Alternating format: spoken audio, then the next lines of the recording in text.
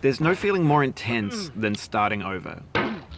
If you deleted your homework the day before it was due, as I have, or if you left your wallet at home and you have to go back after spending an hour in the commute.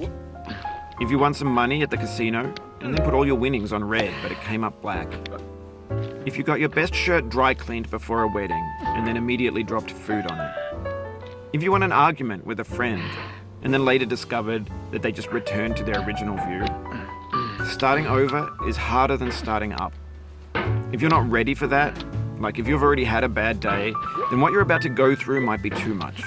Feel free to go away and come back. I'll be here. Alright, thanks for coming with me on this trip. I'll understand if you have to take a break at any point. Just find a safe place to stop and quit the game.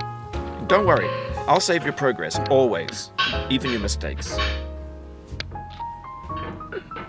This game is a homage to a free game that came out in 2002, titled CHiI. The author of that game was CHiI, a mysterious Czech designer who was known at the time as the father of B games. And B games are rough assemblages of found objects. Designers slap them together very quickly and freely, and they're often too rough and unfriendly to gain much of a following. They're built more for the joy of building them than as polished products.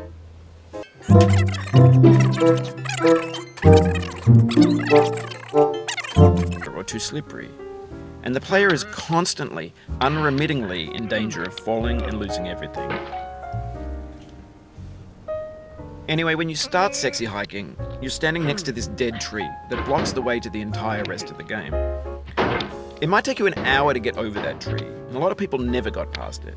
You prod and you poke at it, exploring the limits of your reach and your strength, trying to find a way up and over. And there's a sense of truth in that lack of compromise. Most obstacles in video game worlds are fake. You can be completely confident in your ability to get through them once you have the correct method or the correct equipment or just by spending enough time. In that sense, every pixelated obstacle in CHiI is real. The obstacles in CHiI are unyielding, and that makes the game uniquely frustrating. But I'm not sure CHiI intended to make a frustrating game. The frustration is just essential, and it's authentic to the process of building a game about climbing. A funny thing happened to me as I was building this mountain. I'd have an idea for a new obstacle, and I'd build it, test it, and it would usually turn out to be unreasonably hard. But I couldn't bring myself to make it easier. It already felt like my inability to get past the new obstacle was my fault as a player rather than as a builder. Imaginary mountains build themselves from our efforts to climb them, and it's our repeated attempts to reach the summit that turns those mountains into something real. When you're building a video game world, you're building with ideas, and that can be like working with quickset cement. You mold your ideas into a certain shape that can be played with, and in the process of playing with them, they begin to harden and set until they're immutable, like rock. And at that point, you can't change the world, not without breaking it into pieces and starting fresh with new ideas. For years now, people have been predicting that games would soon be made out of prefabricated objects, bought in a store and assembled into a world. And for the most part, that hasn't happened, because the objects in the stores are trash.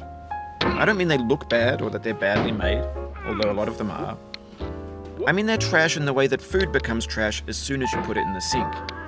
Things are made to be consumed and used in a certain context, and once the moment is gone, they transform into garbage. In the context of technology, those moments pass by in seconds. Over time, we've poured more and more refuse into this vast internet. It now vastly outnumbers and outweighs the things that are fresh and untainted and unused. when everything around us is culture, becomes the new medium, the lingua franca of the digital age. And you can build culture out of trash. But only trash culture. Be games, be movies, be music, be philosophy. Maybe this is what digital culture is. A monstrous mountain of trash, the ash heap of creativity's fountain. A landfill